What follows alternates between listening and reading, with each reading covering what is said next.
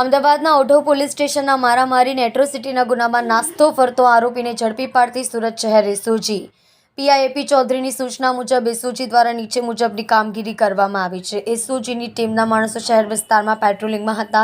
તે દરમિયાન એએસઆઈ અનિલભાઈ વિંજીભાઈ, head constable Damjibhai ધનજીભાઈને મળેલ બાતમીને આધારે અલથાણ ખાટુશા મંદિરની નજીક આવેલ રૂગંટા કોમ્પ્લેક્સના એક્ઝિટ ગેટ પાસેથી આરોપી રવિ કાસુ કનુ ઠાકુર ઉંમર 23 રહેવાસી સંજયનગર સોસાયટી લીંબા સુરત મૂળ રહેવાસી હાથીજણ સર્કલ પાસે અમદાવાદ વાળાની ઝડપી પાડ્યો છે। મજકૂર આરોપીની પૂછપરછ કરતા હકીકત જણાઈ આવી કે આશરે 4 માસ અગાઉ ફરિયાદી સાથે ઝઘડો થયો હતો, જેમાં સમાધાન થઈ ગયું હતું। ત્યારબાદ બીજા દિવસે ફરી ફરિયાદી મળતા તેમની સાથે બોલાચાલી થતા ઝઘડો થયો હતો। તે દરમિયાન પોતે ફરિયાદીને ચપ્પુ મારી દેતા લોહી નીકળવા લાગ્યું, જેથી તે ભાગી ગયો છે। બાબતે ઓઢવ પોલીસ સ્ટેશનમાં ગુનો રજીસ્ટર થઈ પોલીસ શોધતી હોય અમદાવાદથી ભાગીને સુરત ખાતે આવી ગયો હોવાની હકીકત જણાવી છે।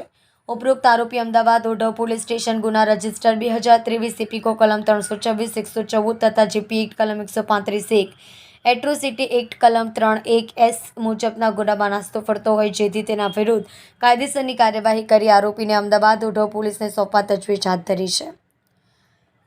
જુઓ રાજેશ મંગલે સાથે સુરત એક્સપ્રેસ ન્યૂઝ ચેનલ।